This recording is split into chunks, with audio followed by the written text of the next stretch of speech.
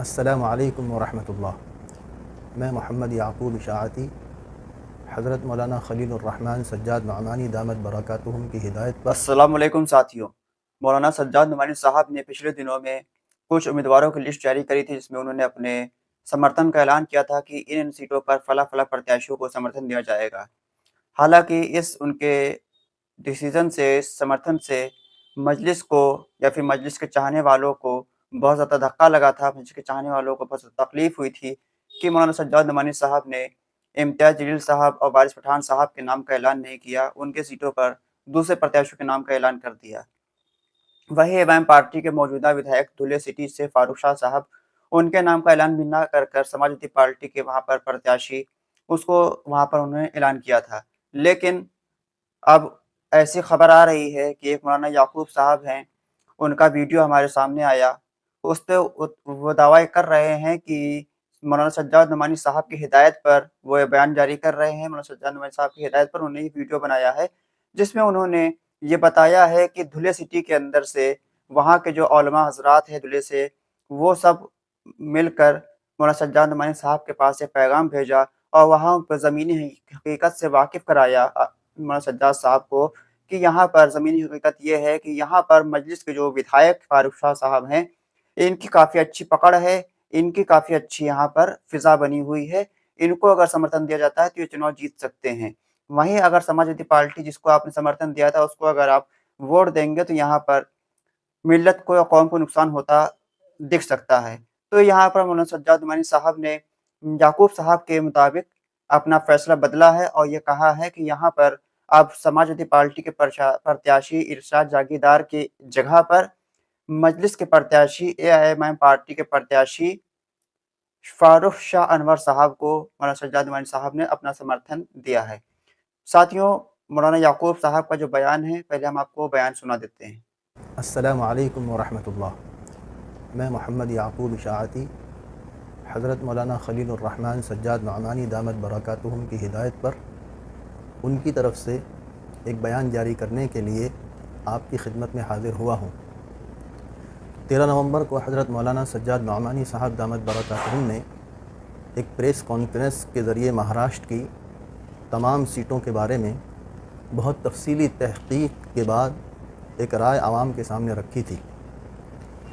धुलिया की सीट के बारे में हज़रत की तरफ से जो राय ज़ाहिर की गई थी, उसके बारे में बाद में बहुत सी नई इत्तलाआत मकामी उलमा के एक वफ़द के ज़रिए मौसूल हुई।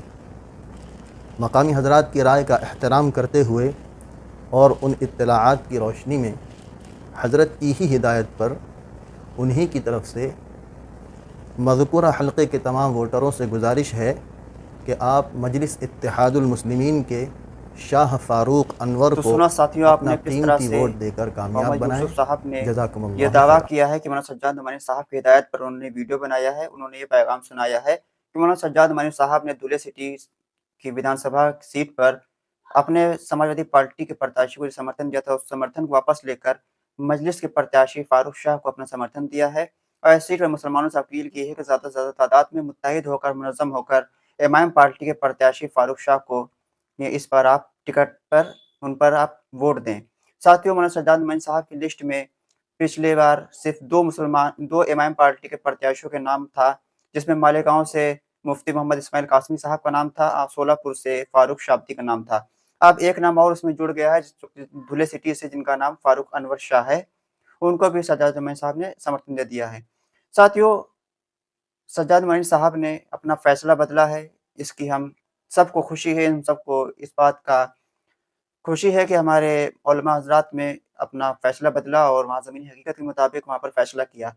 साथियों, उलमा हज़रात से एक गुज़ारिश ये भी है कि आप ज़मीनी हकीकत को देखते हुए एक बार फिर से औरंगाबाद सेंट्रल, औरंगाबाद ईस्ट और भिवंडी वेस्ट सीट, इन 3 सीटों पर कम से कम आप अपना फ़ैसला बदलें। इन पे एक बार फ़ैसले पर फिर से आप गौर कर लें कि औरंगाबाद सेंट्रल के अंदर जहाँ पर आपने शिवसेना के बाला साहेब को अपना समर्थन दिया है, उस औरंगाबाद सेंट्रल के अंदर 2014 के अंदर एमआईएम पार्टी चुनाव जीत चुकी है।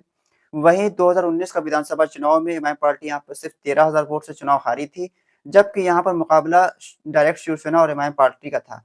इस बार शिवसेना के 2 उम्मीदवार हैं, दोनों शिवसेना से लड़ रही हैं। एमआईएम पार्टी का उम्मीदवार है, तो यहाँ पर जीतने के चांस मुस्लिम प्रत्याशी के बहुत ज़्यादा बन रहे हैं। तो आपको इस पर एक गौर करिए और नासिर सिद्दीकी को अपना समर्थन दीजिए, ऐसे हम आपसे गुज़ारिश करते हैं। वहीं औरंगाबाद ईस्ट सीट पर इम्तियाज़ जलील साहब को समर्थन दीजिए। इम्तियाज़ जलील साहब मजबूत उम्मीदवार हैं, सीधी लड़ाई उनकी भाजपा से है। गफ्फार कादिर समाजवादी प्रत्याशी हैं, वो सिर्फ 5 या 10,000 वोट पा सकते हैं, उनको समर्थन आपने दिया है।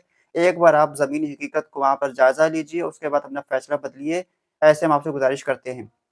वहीं भिवंडी वेस्ट की बात करें तो भिवंडी वेस्ट के अंदर आपने रियाज़ आज़मी को समर्थन दिया है। समाजवादी पार्टी भिवंडी के अंदर थोड़ा बहुत उसका काम है, लेकिन रियाज़ आज़मी को इतना वोट नहीं मिल सकता कि वो चुनाव जीतने की स्थिति में आ सकें। हाँ, आपके वहाँ पर सपोर्ट के बाद वो 25,000 या 30,000 वोट तक पा सकते हैं, लेकिन आप खुद बताएँ 25 या 30,000 वोट पाकर क्या बंदा जीत सकता है? कम से कम 50,000 वोट इस सीट पर चाहिए, तो 50,000 वोट एमआईएम पार्टी के पास 44,000 पिछली बार आए थे, वारिस पठान से लड़ रहे हैं, अगर आप टाइप कर देंगे, तो इंशाल्लाह इस सीट पर वारिस पठान साहब चुनाव जीत जाएँगे।